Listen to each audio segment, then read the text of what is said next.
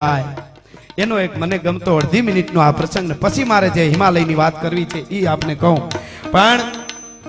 મને આમ વાંચતો તો ત્યારે ઘડીક વાર હું થંભી ગયો મને એમ થાય કે આમ હૃદયને ધડાકા મારા વધી ગયા કે શું આ મહાપુરુષનો ત્યાગ હશે તમે કોક દી વાંચો આ ડાલા મથા પુરુષને હું રાજી થાઉં અટાણે ખાલી ગામડામાં નાની નાની ચૂંટણીઓમાં જો આડાવડું થતું હોય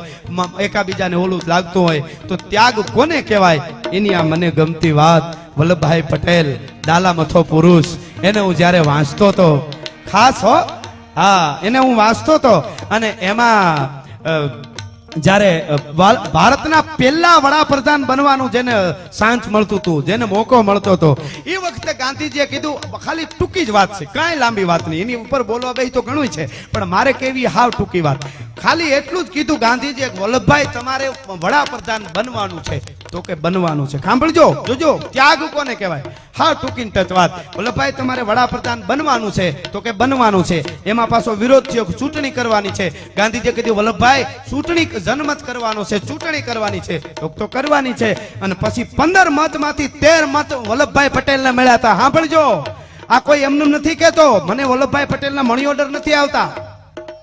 કે 50,000 મહિને લઈ લાજો મેં જીજાબાઈના હાથનો રોટલો નથી ખાધો મેં જેવંતાબાઈના હાથનો રોટલો નથી ખાધો મેં ઉગાની જનેતાનો હોનબાઈનો રોટલો કોઈ દી નથી ખાધો પણ અંદરથી ધક્કા મારે છે એટલા માટે કહું છું આ ઈ વલ્લભભાઈ પટેલને ગાંધીજીએ કીધું વડાપ્રધાન બનવાનું છે તો કે બનવાનું છે તો કે પણ હવે બધા વિરોધ કરે છે ચૂંટણી કરવાની છે તો કરવાની છે અને 15 માંથી 13 મત વલ્લભભાઈને મળ્યા હતા 2 મત બીજાને મળ્યા હતા જે નહેરુ ચાચા બધા કહે છે ને હું તો નથી કહેતો ચાચા પણ નહેરુ ચાચા બધા કહે છે ને હું મારે કોઈનો વિરોધ નથી પણ સાચું તો બોલીશ ચારણ તરીકે આવ્યો છું એટલા માટે અને હું ભારતનો નાગરિક છું મારે મારી વાત મૂકવાનો હક છે મને એને એકુય મત નતો મળ્યો 15 માંથી 13 મત વલ્લભભાઈને 2 મત બીજાને એમનું નામ ભૂલી ગયો છું એટલે હું જે છે એ જાહેરમાં કહીશ અને પછી એને મળ્યા એટલે પછી તો પાકું થઈ ગયું વલ્લભભાઈને જ વડાપ્રધાન બનવાનું છે બરાબર એટલે વળી ગાંધીજીએ કીધું વલ્લભભાઈ મત તો તમને જ બધા મળ્યા અને તમે કહો અમે તમારે વડાપ્રધાન બનવાનું જ થાય એમાં બીજું ન આવે પણ હવે તમારે વડાપ્રધાન નથી બનવાનું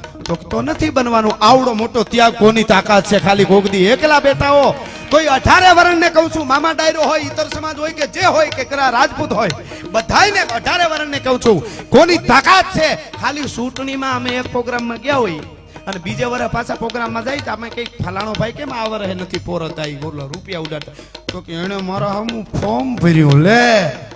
સરપંચમાં ખાલી ફોર્મ ભર્યું તા બોલતા બંધ થઈ જાય આ ભારતના હિન્દુસ્તાનના પેલા વડાપ્રધાન બનવાનો જેને મોકો મળતો હતો એને કીધું બનવાનું છે તો બનવાનું છે નથી બનવાનું તો નથી બનવાનું આના પૂતળા વિશ્વથી મોટા જગતના ચોકમાં ઉભા થાય જેવા તેવાના ન થાય ભલા માણા